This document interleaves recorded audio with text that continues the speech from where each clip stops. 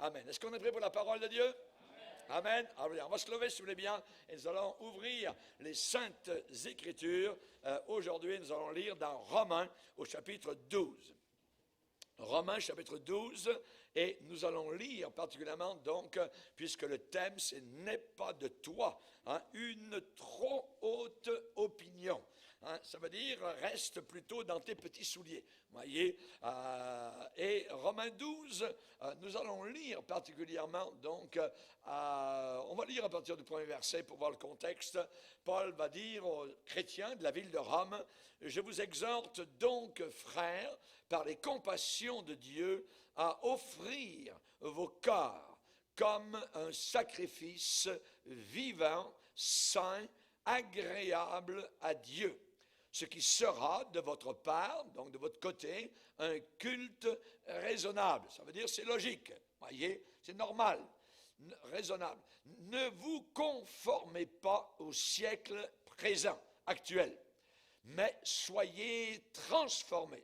Donc pas de conformité, mais transformés par le renouvellement de l'intelligence, afin que vous discerniez quelle est la volonté de Dieu, ce qui est bon, agréable et parfait.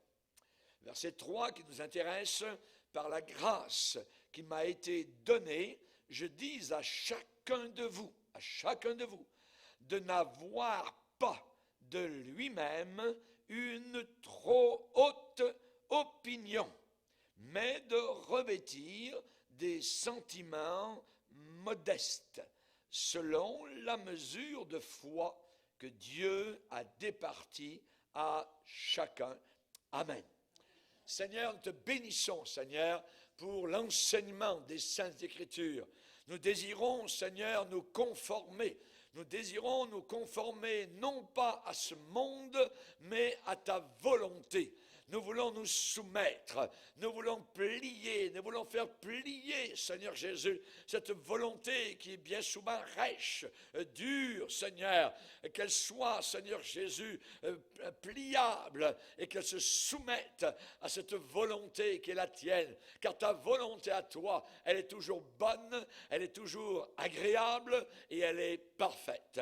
Veuille bénir ceux et celles qui nous écoutent, Seigneur, sur les 5 continents du monde. Nous te demandons, Seigneur, de leur accorder ta grâce, Seigneur, à ceux qui sont en Europe, à ceux qui sont en Afrique, à ceux qui sont en Amérique du Sud, Amérique du Nord, qui sont en Asie, au Moyen-Orient, Seigneur, et dans les îles du Pacifique. Nous te demandons que la grâce de Dieu accompagne ton peuple dans ces derniers jours, Seigneur, que nous puissions marcher comme un troupeau sous ta houlette et ton bâton qui nous rassurera. Merci, Seigneur, car tu es un berger qui est bon. Dans le nom puissant de Jésus, nous prions ces choses. Amen. Et tout le peuple dit Amen. Gloire à Dieu. On peut s'asseoir, frères et sœurs, chers amis. Alléluia. Gloire au Seigneur. N'aie pas de toi une trop haute opinion. Une trop haute opinion. On parle de la vie chrétienne, on parle du chrétien, on parle du serviteur de Dieu. Tous ces gens-là qui ont donné leur cœur à Jésus-Christ et qui marchent maintenant dans les voies du Seigneur, courent cependant des dangers. Dans la vie chrétienne, il y a des périls et il y a de nombreux dangers. Et on comprend pourquoi la parole de Dieu nous montre la nécessité d'une certaine discipline que j'appellerais, que je qualifierais de préventive. Une sorte de discipline de prévention pour que nous ne tombions pas dans les pièges ici et là qui sont placés sur notre chemin. Et évidemment, un de ceux-là s'appelle d'avoir une haute pensée de soi-même. Et imaginez, nous au 21e siècle, nous avons inventé un nouvel évangile qui va en contradiction totale avec ce que vous allez entendre aujourd'hui et ce que la parole déclare, c'est l'évangile de l'estime de soi-même. C'est un évangile d'orgueil. Et s'il y a une chose que Dieu hait au plus haut point, c'est l'orgueil. Satan est orgueilleux au plus haut point. Il a dit, je m'élèverai au-dessus du trône de Dieu. Il le dit par orgueil. Il a fait pécher Adam et Ève par orgueil. Dieu ne vous dit pas tout. Dieu vous cache des choses.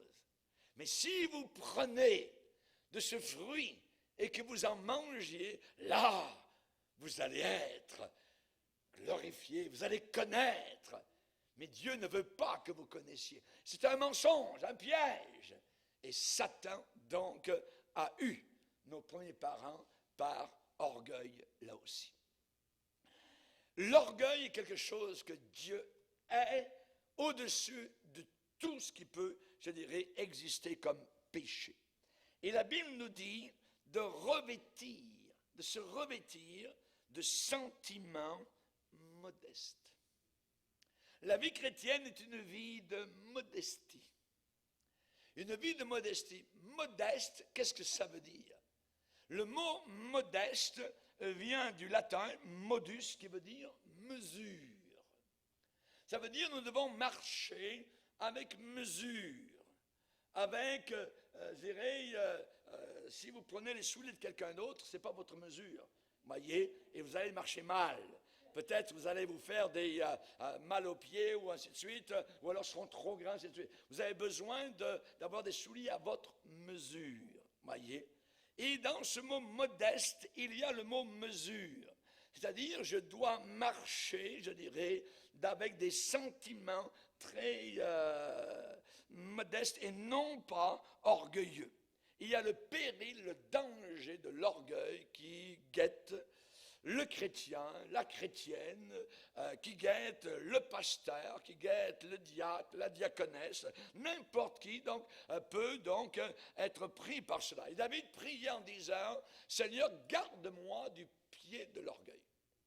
Garde-moi donc de ce péril, ou même de la satisfaction de soi-même. On sait particulièrement que Jean, vous le savez, était un grand apôtre.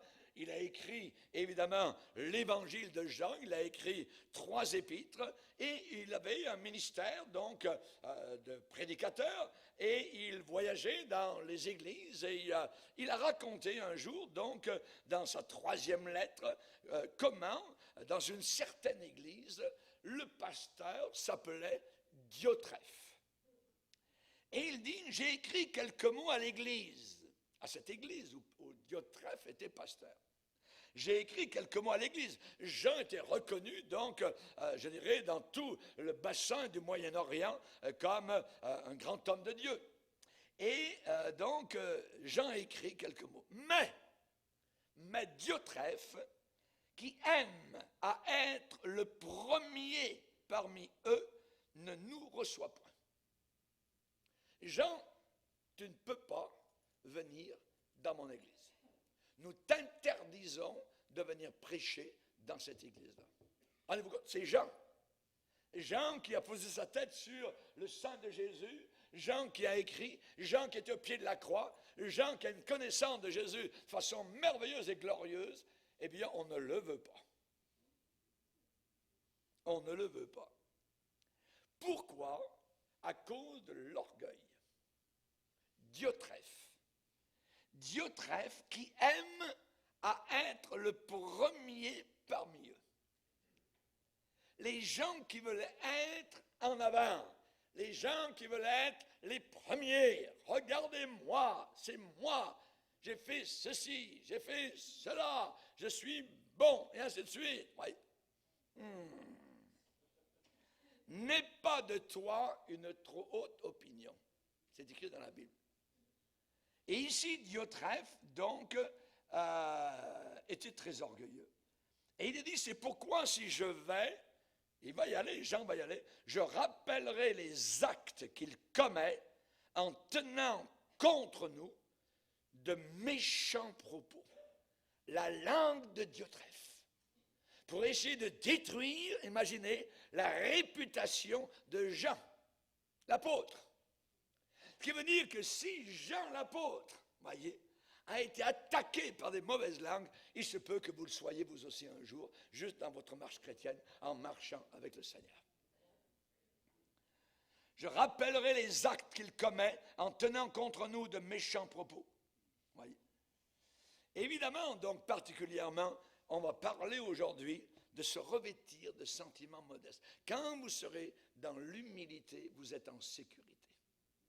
Dès que l'orgueil monte et jaillit, là, à ce moment-là, vous êtes dans une très grande insécurité. Et évidemment, donc, ça guette tout ministère public, ça guette tout serviteur, quel que soit son don de grâce ou la mesure, je dirais, de foi que Dieu lui a confiée.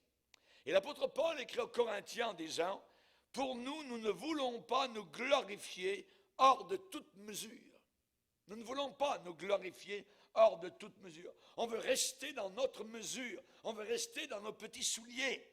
Voyez, nous ne voulons pas avoir de nous-mêmes une trop haute opinion.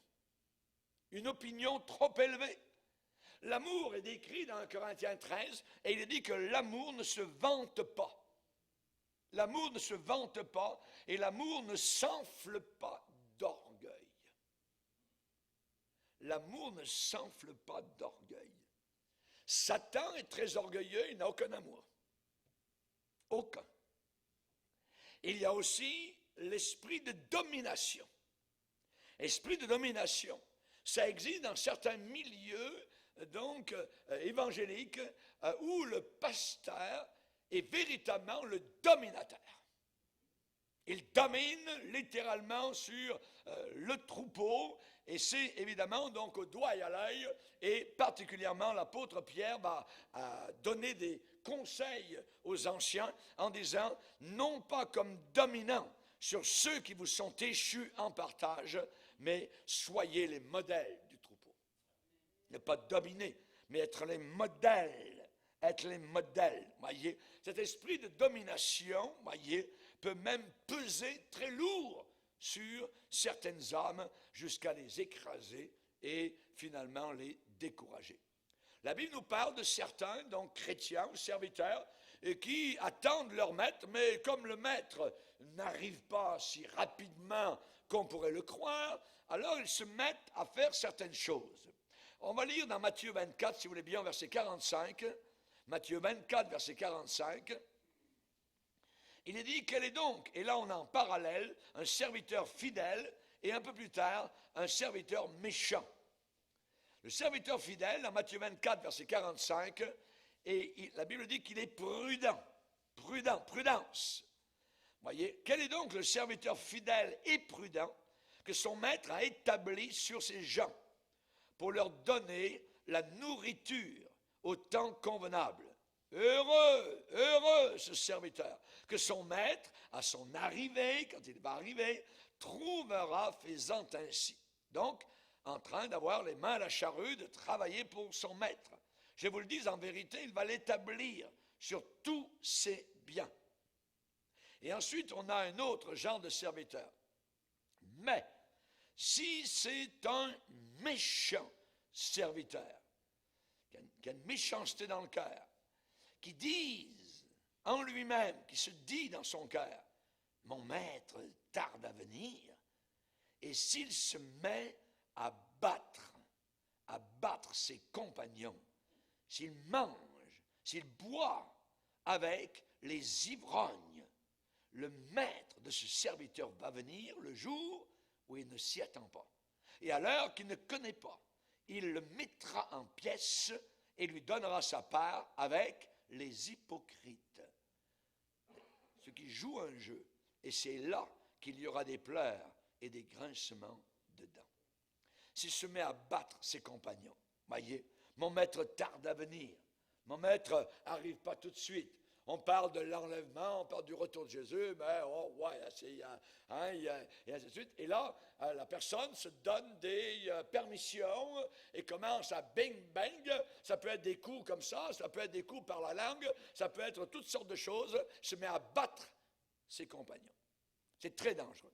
Donc, il faut faire attention. Maintenant, il peut y avoir autre chose. Il peut y avoir la lassitude. La la lassitude. Ça peut gagner tout chrétien. Tout d'un coup, la personne est fatiguée. Il y a une lassitude, ça fait des années, c'est une constance, c'est une persévérance. Et là, il y a comme donc, je dirais, une sorte de négligence qui peut s'installer et cela peut être très dangereux. Et il peut y avoir une monotonie dans les réunions, le service, on vient, on va, on se salue. Et là, il faut arriver donc à garder, je dirais, la tête en dehors de l'eau. Et cette fraîcheur, amen, par la puissance du Saint-Esprit, et ne pas devenir du pain rassis, ne pas s'habituer donc à toute cette chose qui est cependant merveilleux.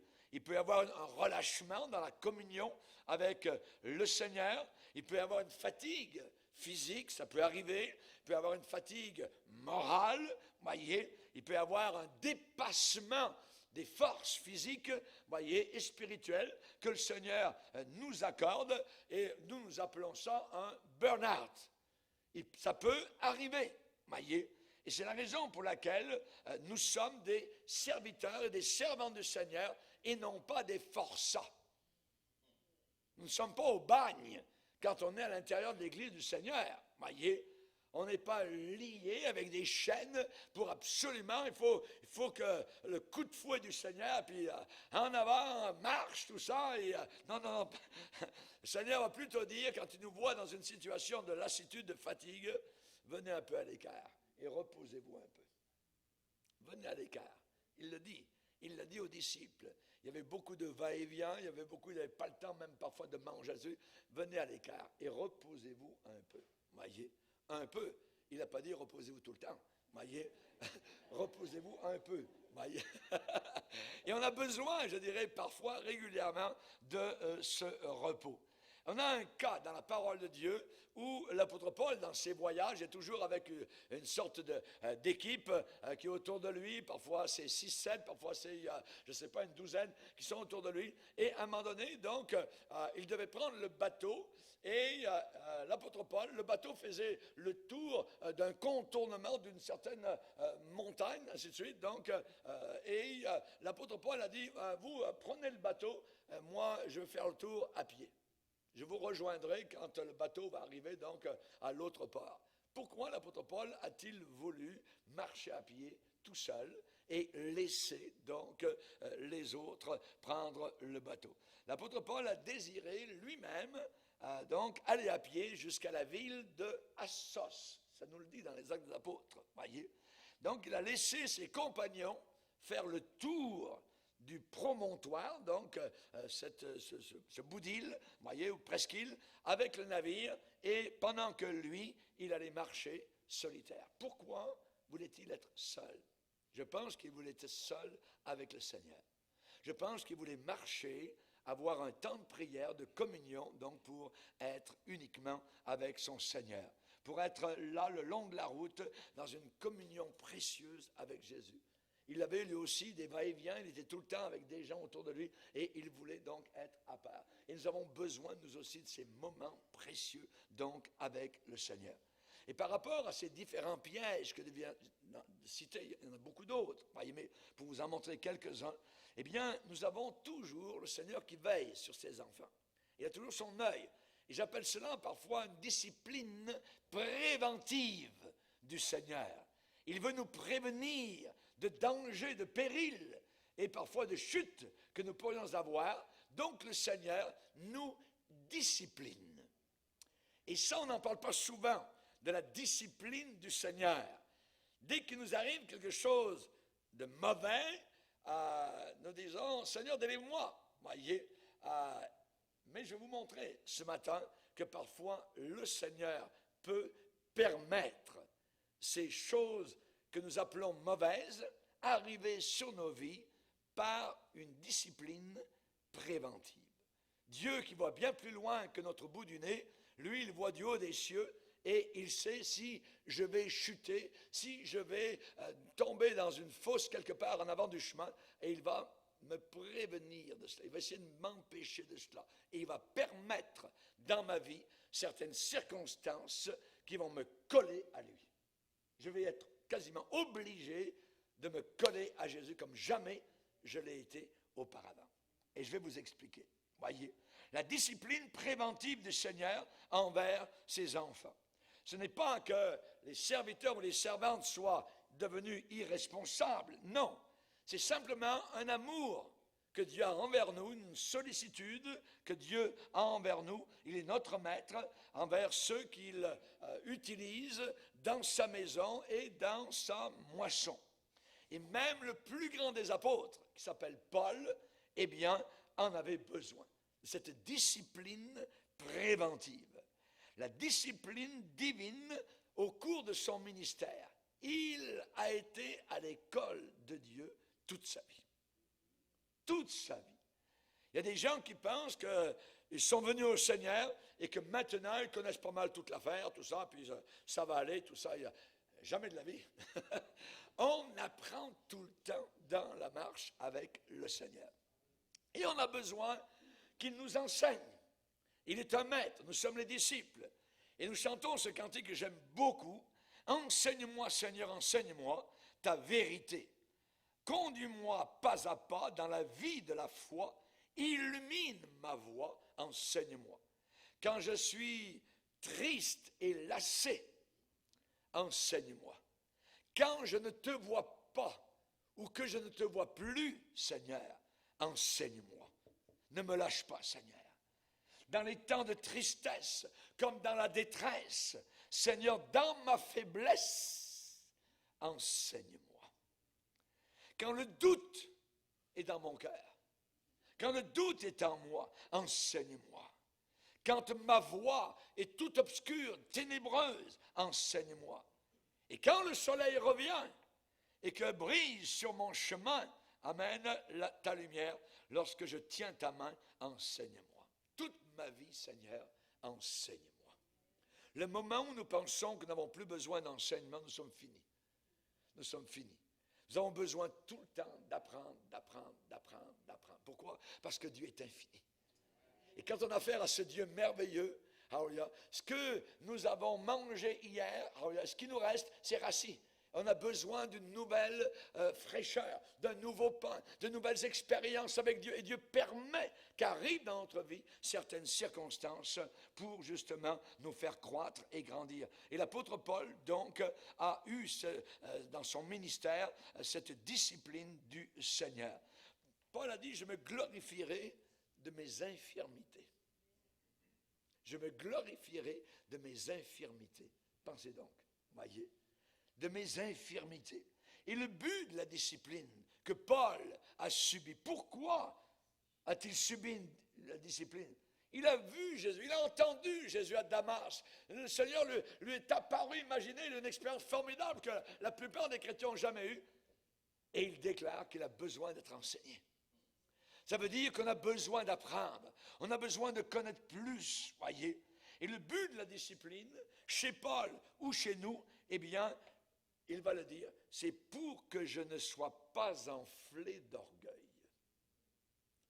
Pour que je ne sois pas enflé d'orgueil, à cause de quoi? À cause de l'excellence de ces révélations. Ça veut dire à cause de l'extraordinaire des révélations que le Seigneur a bien voulu me faire connaître et savoir, eh bien, pour que je ne m'enorgueillisse pas, que je ne monte pas comme un paquet d'orgueil, vous voyez, que j'ai une estime de moi-même au-delà des autres et que je vois mes frères et sœurs comme des nains spirituels, vous voyez, et moi étant un géant, eh bien, pour que ça n'arrive pas, que je reste moi aussi au niveau, je dirais, des nains, alors le Seigneur a permis des difficultés. Le Seigneur a permis des infirmités. Le Seigneur a permis des choses dans ma vie pour que je ne sois pas enflé d'orgueil. 2 Corinthiens 12, verset 7. On va le lire sous les biens. 2 Corinthiens 12.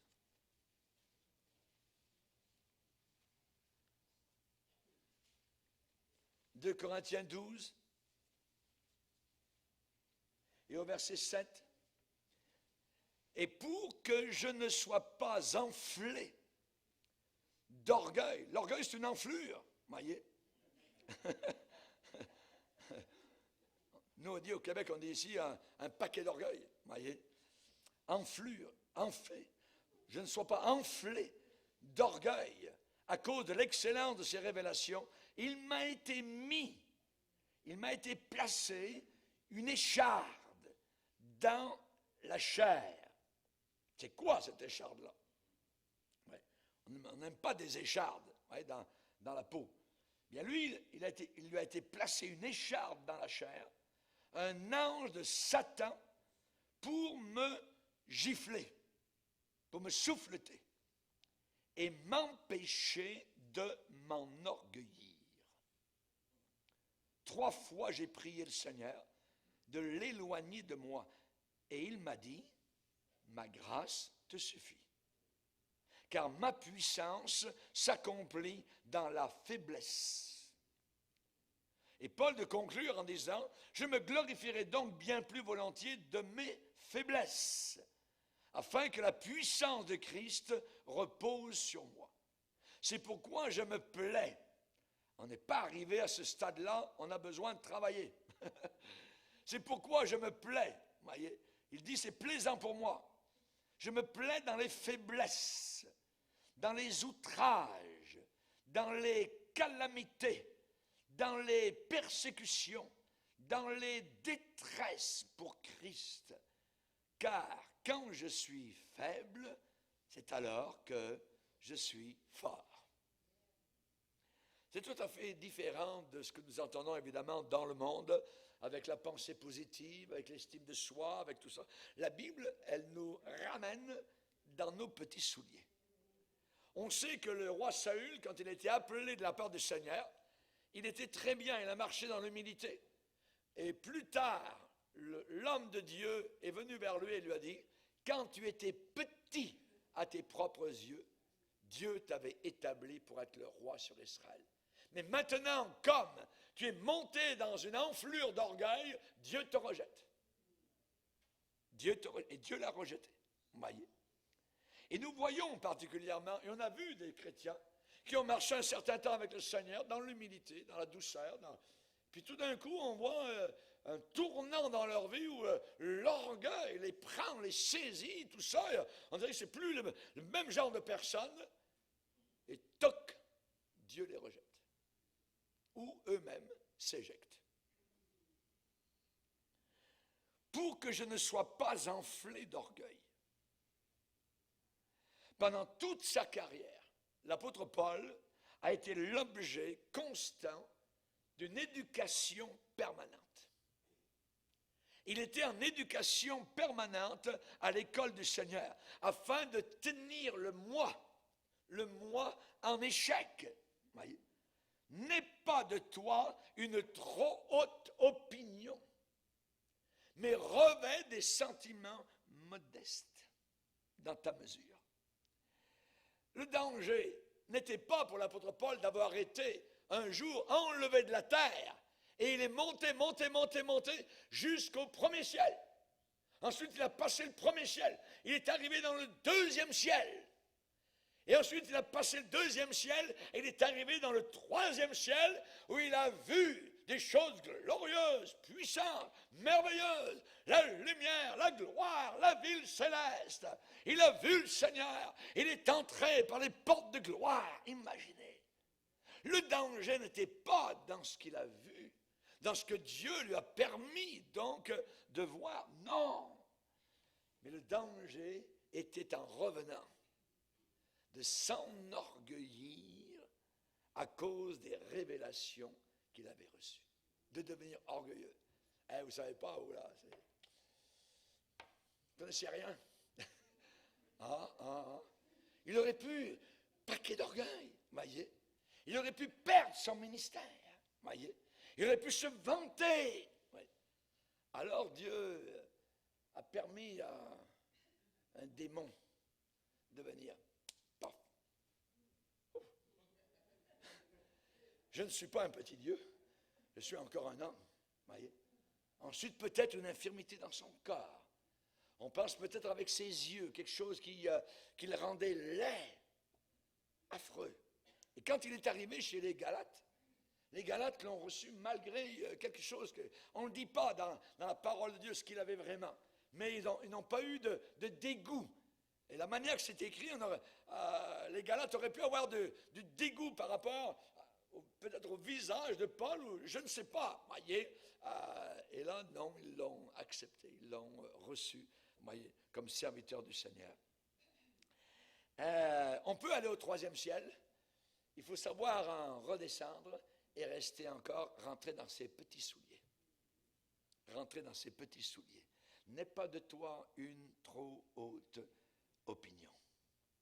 Dans notre petite mesure à nous, ne courons pas un danger, un risque semblable, voyez, quand des vérités parfois, des vérités qu'on entend, des vérités merveilleuses, des vérités glorieuses, voyez, sont remises en lumière par un ministère que nous apprécions et dont il serait dangereux de s'enorgueillir.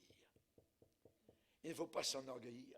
Parfois, il y a des gens qui sont venus à des réunions qui ont dit « Mais ce n'est pas la voix d'un homme, c'est vraiment comme un ange qui parle. » Ouais, attends, l'ange, il peut mourir sur place, rongé par les vers. Il ne faut pas que les gens disent « Quel merveilleux homme !» Il faut que les gens puissent dire « Quel merveilleux sauveur nous avons !» Quel merveilleux sauveur, que toujours Christ, non pas à nous, mais à toi, Seigneur, donne la gloire. Nous avons chanté ce matin, à Dieu, dans l'Église soit la gloire. À Dieu, pas à nous, pas à l'homme, pas à l'Église, pas au mouvement, pas au pasteur, non, à personne. À Dieu, à lui seul, soit la gloire. Alléluia.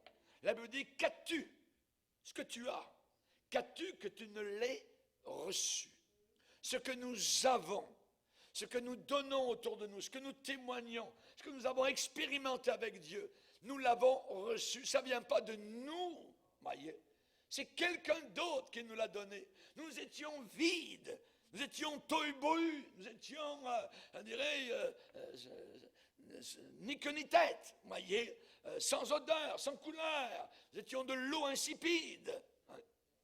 Et ce que nous sommes aujourd'hui, nous le devons à quelqu'un d'autre, que nous avons loué tout à l'heure. Nous avons béni dans notre temps de louange qui a été si merveilleux. Amen. Qu'as-tu que tu n'aies reçu? Et on sait qu'à l'église de Corinthe, il y avait des problèmes et l'apôtre Paul leur dit qu'ils étaient très très charnels et qu'avec le Seigneur, ça ne devait pas marcher semblable. Et l'apôtre Paul va leur dire, mes frères, j'ai appris à votre sujet par les gens de Chloé qu'il y a des disputes au milieu de vous. Je veux dire que chacun de vous parle de cette manière-là. Il y en a qui disent, moi je suis de l'apôtre Paul. Et d'autres, un autre groupe de l'église de Corinthe disent, ah non, moi c'est Apollos, voyez. Et un autre groupe qui disait, moi je suis de l'apôtre Pierre. Parce que tous ces serviteurs de Dieu étaient passés au travers de l'église de Corinthe, voyez. Et il y avait la super clique là-bas, donc à Corinthe, dans l'assemblée, eux, ils étaient au-dessus de tout cela. Ils disaient, nous, on est de Christ. Ça, c'était les super, voyez. Ils étaient au-dessus, ils planaient au-dessus des autres, voyez. Vous êtes de Paul, vous êtes de l'Apollos, vous êtes de l'apôtre Pierre. Nous, on est de Christ, voyez. Ah oui. Donc Paul va leur écrire, est-ce que Christ est divisé? Est-ce que Jésus-Christ est divisé? Est-ce que c'est Paul qui a été crucifié pour vous sur la croix? Est-ce que c'est le pasteur Bourgier qui est mort pour vos péchés à la croix? Voyez? Non, voyez. Est-ce au nom de l'apôtre Paul que vous avez été baptisé dans l'eau, qu'il y a eu les baptêmes dans l'eau? C'est au nom de qui vous avez été baptisé?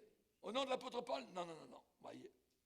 Donc on voit qu'ils se glorifiaient les uns les autres. Ça crée évidemment donc une sorte de tourmente à l'intérieur de l'assemblée de Corinthe. Et Paul va leur expliquer en disant, quand l'un dit, moi je suis de Paul, un autre, moi d'Apollos, n'êtes-vous pas des hommes?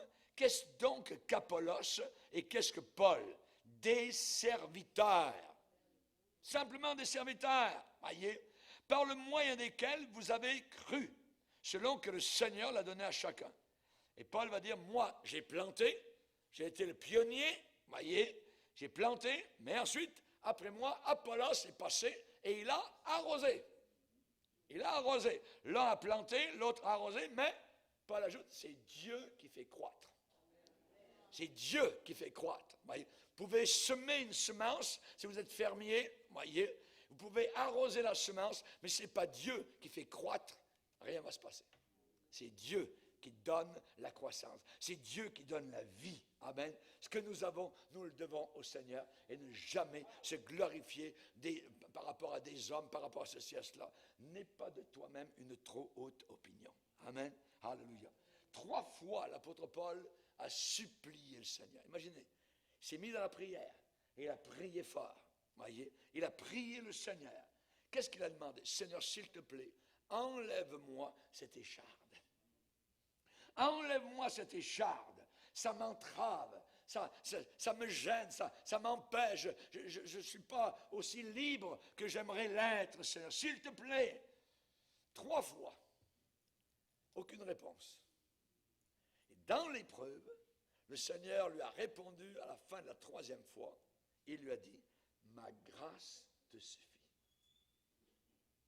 Ce qui est suffisant, c'est ma grâce. La grâce, souvent, nous ne savons pas vraiment ce que c'est. Eh bien, c'est ce qui nous a sauvés. C'est puissant.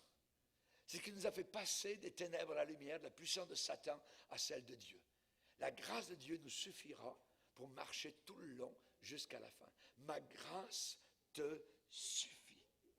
Parce que ma puissance se réalise, elle agit dans ta faiblesse. Quand tu es faible, quand tu te sens faible, quand tu sens menu, fragile, voyez, eh bien c'est là que ma puissance se réalise. Alléluia. Mais quand tu te penses fort, quand tu te penses puissant, zéro.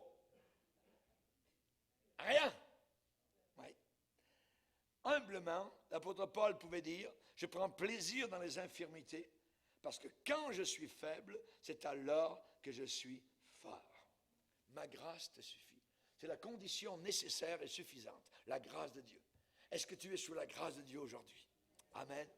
Et la grâce de Dieu nous enseigne à s'éloigner du monde, de la mondanité. Tite chapitre 3, relisez cela. Elle nous enseigne. La grâce de Dieu est une enseignante. Elle nous garde des périls, des péchés. Et cette discipline que Paul a subie a revêtu 2 formes. 2 formes. La première forme, un ange de Satan pour le gifler. Bang bang, pour le souffleter. Imaginez. Donc Dieu a permis, a laissé faire un démon, un ange du diable.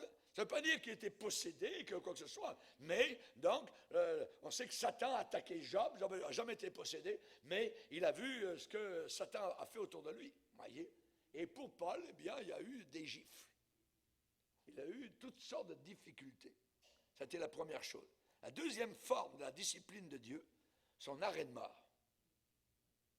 Sentence de mort. Il va écrire, et il dit, nous regardions comme certains notre sentence de mort. Ça veut dire qu'il y a une situation, on ne sait pas exactement ce qui est arrivé, mais là c'est comme si dans la situation, ils allaient vers la mort. C'était fini. Nous regardions comme certains notre sentence de mort, afin de ne pas placer notre confiance en nous-mêmes, l'estime de soi, pas d'estime de soi, mais de placer notre confiance en Dieu. Et il ajoute, en Dieu qui ressuscite les morts. Oh mes amis, Dieu ressuscite les morts. Des situations mortes, il est capable de les ramener, il est capable de donner la vie là où il n'y a plus rien, aucun espoir, aucune espérance. Alléluia.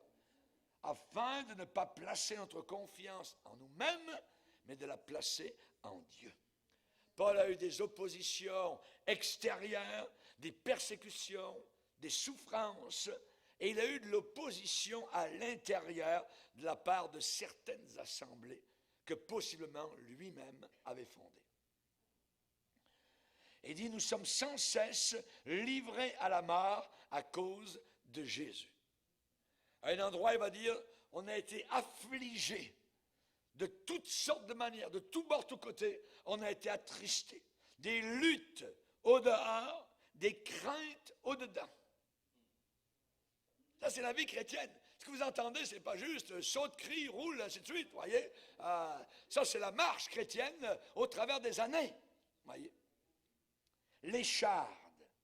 Pourquoi Paul, ce grand homme de Dieu qui était le 3e ciel, qui a été appelé par Dieu lui-même, le Seigneur lui est apparu, rappelez-vous, toc, tout d'un coup, Dieu permet qu'un démon l'attaque. Et permet possiblement peut-être qu'une maladie ou quoi que ce soit dans son corps arrive. Pourquoi une écharde? Si vous avez juste une petite écharde sous la peau, tout ce que vous cherchez, c'est une petite affaire pour essayer d'enlever l'écharde. Ça fait mal, voyez. Et on est bien quand, là, il n'y a plus d'écharde, voyez.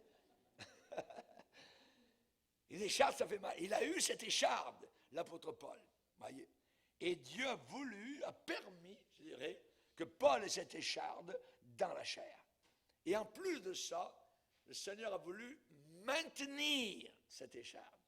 3 fois il a prié. 3 fois il a prié. Il a prié pour les autres. Il y a eu des morts qui sont ressuscités. Il a prié pour les autres. Eutychus, qui était tombé en bas dans la rue, a été ramené à la vie. Et lui, il prie. Pour lui, rien. Ça vous est arrivé? Vous priez pour les autres, il y a des résultats. Et quand vous priez pour vous-même, Seigneur, pourquoi pas? Oui. Dieu voulait le maintenir malgré les supplications. Maintenir l'écharde. 3 fois j'ai prié. Ça ne veut pas dire que la prière ne marche pas. Voyez? Mais Dieu, dans sa discipline préventive, voulait le garder, le préserver jusqu'à la fin. Et nous devrions remercier le Seigneur pour les épreuves parfois qui nous sont arrivées et qui nous ont gardés collés à Jésus. Parfois, on a passé par l'hôpital et tout ce qu'on a vu, c'est le plafond. Et là, il n'y avait plus rien, ni à droite, ni à gauche, tout ça.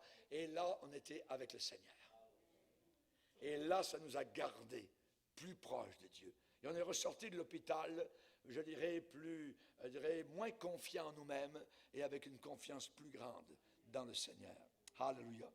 La parole n'a pas jugé bon, la Bible n'a pas jugé bon de nous faire savoir exactement en quoi donc cette écharde consistait. Une infirmité entravant son ministère. Une infirmité qui a entravé son ministère.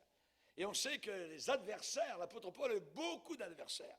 Et ces adversaires prenaient avantage, évidemment, de le mépriser. Ils aimaient le mépriser. On disait de Paul, vous savez, quand on le voit personnellement, tout ça, Paul, tout ça, c'est un homme faible. Sa parole, quand il parle, mais c'est méprisable. Mais ses lettres, quand il écrit ses lettres, minces et sévères.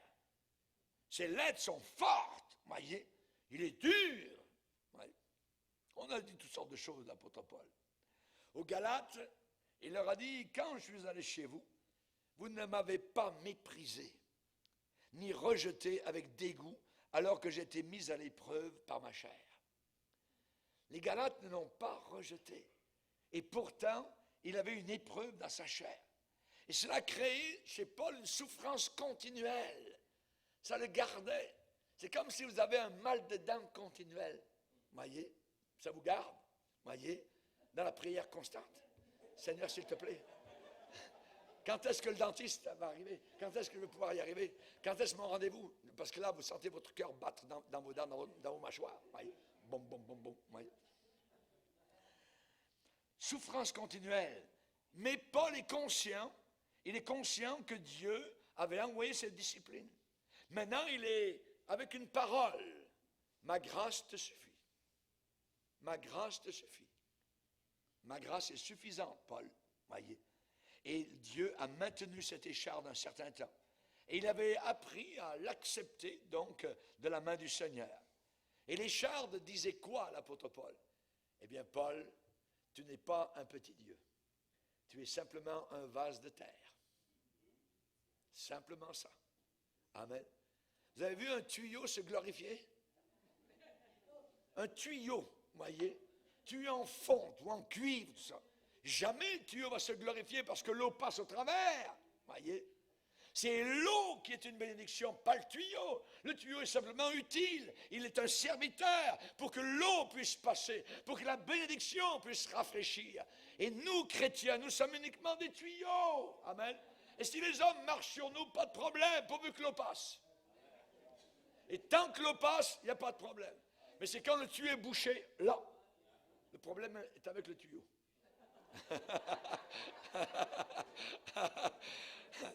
Et là, on a besoin du plombier. Amen. Le plombier céleste. Alléluia. Que Dieu soit béni. Merci Seigneur. Alléluia. Les charmes nous disent, tu n'es qu'un vase de terre. Et nous serons que des vases de terre. Et l'apôtre Paul aussi l'a appris. Amen. Nous portons ce trésor dans des vases de terre. Nous avons un trésor en nous. Il y a un puits qui est en nous, qui jaillit jusque dans la vie éternelle. Et nous bénissons autour de nous. Nous apportons la fraîcheur, nous apportons la vérité, nous apportons le pardon, nous apportons le salut. Nous avons les clés du royaume de Dieu entre nos mains. Ce que vous lirez sur la terre sera lié dans le ciel. Ce que vous délierez sur la terre sera délié dans le ciel. Nous avons été déliés par le message de l'Évangile qui a eu une très bonne réception dans nos cœurs. À lui soit toute la gloire. Alléluia. Alléluia. Merci Seigneur. Merci Seigneur. Si le vase avait voulu se glorifier, rapidement, il y aurait eu quelque chose qui serait arrivé pour un point d'humiliation. Tu n'es qu'un vase. Tu n'es qu'un vase. Dieu a choisi les choses folles de ce monde, celles qu'on méprise, pour réduire à néant celles qui sont dans la Babylone dans laquelle nous sommes, dans le Jéricho dans laquelle nous sommes. Tout va s'écrouler. Et nous, les petits, nous les tuyaux, amen, nous les vases de terre, nous portons ce trésor à l'intérieur et nous serons les vainqueurs. Alléluia, alléluia, gloire à Jésus-Christ. Merci Seigneur. Nous sommes de l'argile entre les mains du potier. De l'argile entre les mains du potier. Alléluia. Le potier doit-il être considéré comme de l'argile? Non. Le potier, il est le potier. Et nous sommes l'argile entre les mains du potier divin. Amen. Que le sage ne se glorifie pas de sa sagesse, que le fort ne se glorifie pas de sa force, que le riche ne se glorifie pas de sa richesse, mais si quelqu'un veut se glorifier, qu'il se glorifie de me connaître. Me connaître, moi, le seul vrai Dieu. Alléluia. Gloire à Dieu. Que Dieu soit béni. Connaître le Seigneur. Dans les temps de la fin, va arriver toutes sortes de choses abominables. Et nous sommes attristés de voir cela. Mais au travers de cela, Daniel dit, au milieu de cela, des ténèbres, ceux qui connaîtront leur Dieu. Ceux qui connaîtront leur Dieu agiront avec fermeté et feront des exploits. Alléluia, gloire à Dieu, connaître Dieu. Et je mentirais si je vous disais que je ne le connaissais pas. Et vous mentiriez, vous les chrétiens, nés de nouveau, si vous disiez que vous ne connaissez pas le Seigneur. Le salut commence par une connaissance qui continue à s'approfondir d'année en année avec la marche avec lui. Alléluia. Merci Seigneur, merci Seigneur. Il faut que je diminue. Il faut que je diminue. Et que lui grandisse. Alléluia. Que lui grandisse. C'est ce que Jean-Baptiste a déclaré. La Bible dit, il n'y a pas eu un petit Dieu qui est venu. La Bible dit, il y eut un homme. Il y eut un homme appelé Jean. Alléluia. Il n'était pas la lumière, mais il est venu pour rendre témoignage à la lumière. Et ils sont venus vers lui, ils ont dit, hey, c'est merveilleux. Tu es le Messie, es-tu le prophète qui doit venir? Je ne le suis pas. Je ne le suis pas. Moi, je ne suis pas digne de délier la courroie de ses chaussures. Moi, je vous baptise dans l'eau pour vous amener à la repentance. Mais lui, quand il viendra, il vous plongera dans le fleuve du Saint-Esprit. Il vous baptisera de feu. Alléluia, gloire au Seigneur. Jean-Baptiste a toujours donné la gloire au Seigneur. Alléluia, merci Seigneur. La Bible dit, Élie était un homme. Pas un demi-dieu, pas un petit Dieu. Élie était un homme de la même nature que nous, avec les mêmes passions que nous. Amen. Il a prié et Dieu a répondu. Dieu a fermé les cieux pendant 3 ans et 6 mois. Et c'est lui, cet homme, qui avait la clé. Imaginez. Élie était un homme de la même nature que nous. Un homme. Amen. Nous ne devons pas mépriser aucun frère, aucune sœur, voyez, qui parfois ont de la peine à s'exprimer, voyez, qui ne sont pas aussi éloquents que d'autres peuvent l'être. Amen. Mais il y en a qui apportent le message pareil du salut. Là où ils sont, dans des maisons de vieillards, dans des maisons de malades, et ils apportent le message. Parfois c'est juste Jean 3,16, mais c'est merveilleux. Et nous devons évidemment savoir que ces gens-là sont aussi utilisés par le Seigneur. Je me rappelle toujours, amen, nous avons invité plusieurs fois ici à ce pupitre quelqu'un qui est dans le ciel maintenant, le pasteur africain Joël Nicolas Alou. Avant qu'il soit appelé au ministère, c'était un très grand prédicateur.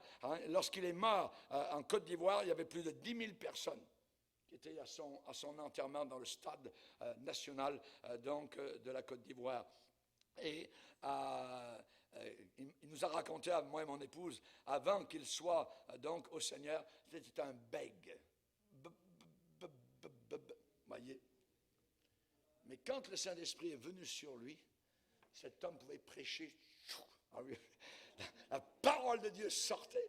Et nous aimions l'écouter. Moi et mon épouse, nous étions assis très souvent à ses pieds. Nous l'avons reçu plusieurs fois à la maison. Que Dieu soit béni. Dieu l'a repris dans le ciel. Mais Dieu l'a utilisé. Amen.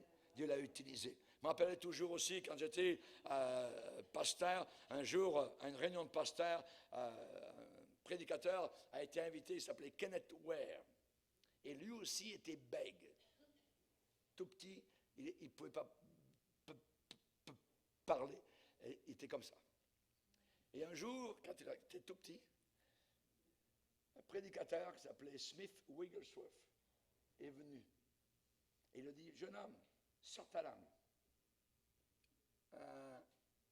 Et Smith Wigglesworth a pris sa langue, l'a tirée et dit, avec cette langue, tu prêcheras l'évangile. Et je peux vous dire, quand Kenneth Ware était dans le coin, était jeune pasteur au lac Mégantic, j'avais juste hâte d'être assis et de venir l'écouter. C'était merveilleux. À l'intérieur, dans mon ventre, ça secouait. L'Esprit de Dieu, quand il parlait, quand il prêchait, c'est quelque chose d'inimaginable. C'était merveilleux. Et je me rappelle encore les messages qu'il nous apportait comme jeune pasteur. Avec cette langue, tu prêcheras l'évangile. Tu vas prêcher. Que Dieu soit béni. Avec Dieu, rien n'est impossible. Alléluia. Gloire à Dieu. Et quand vous rappelez d'où vous êtes venu et où le Seigneur vous a pris, à ce moment-là, vous n'avez rien à vous glorifier. Rien à vous glorifier. N'aie pas de toi-même une trop haute opinion. Alléluia. Merci Seigneur. Que Dieu soit glorifié. Nous sommes de l'argile. Les apôtres, mais ils sentaient le poisson. C'était des fermiers, c'était des paysans, c'était des gens de la Galilée, là-haut, avec les charrues, et ainsi de suite, voyez. Mais quand l'Esprit de Dieu les a saisis, quand ils sont arrivés devant le grand Sanhédrin à Jérusalem, les gens instruits, ils ont dit, mais ces gens-là sont des gens illettrés.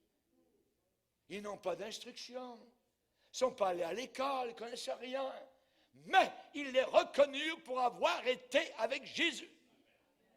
Parce qu'ils parlaient comme Jésus. Ils avaient l'autorité de Jésus. Ils avaient l'assurance de Jésus. Ils étaient remplis du Saint-Esprit. Et ils ont dit, vous nous interdisez de parler de Jésus. Nous ne pouvons pas ne pas parler de ce que nous avons vu et entendu. Faites ce que vous voulez, mettez-nous en prison. Et ils ont mis en prison. Les anges sont venus, ils ont sorti de prison en pleine nuit. Alléluia. Notre Dieu va revendiquer votre cause quand vous appuyez, quand vous restez dans vos petits souliers. Amen. Alléluia. Restez dans vos souliers. Amen. Et Dieu vous utilisera. Élargissez vos pieds, voyez, vous ne rentrerez plus dans vos souliers et vous serez inutilisable. Restez petit devant le Seigneur. Restez petit devant le Seigneur. Amen. De l'autre côté, ne nous laissons pas arrêter par les difficultés naturelles que nous pouvons, je dirais, avoir en nous-mêmes, ou la timidité. Je ne peux pas parler de ça, une telle personne. Ne te laisse pas arrêter. Amen. Apportons aux autres ce que Dieu nous a donné. Amen. Un homme ne peut donner que ce qu'il a reçu. Est-ce que vous avez reçu quelque chose? Amen. Amen. Donnez-le aux autres. Amen. Dans la simplicité, et Dieu va continuer à nous utiliser tous ensemble. Amen. Levons-nous devant le Seigneur, on va prier Dieu. Alléluia. Seigneur, nous voulons te glorifier et t'adorer, Seigneur. Tu es un grand Dieu, tu es un grand sauveur. Avec toi, rien n'est impossible.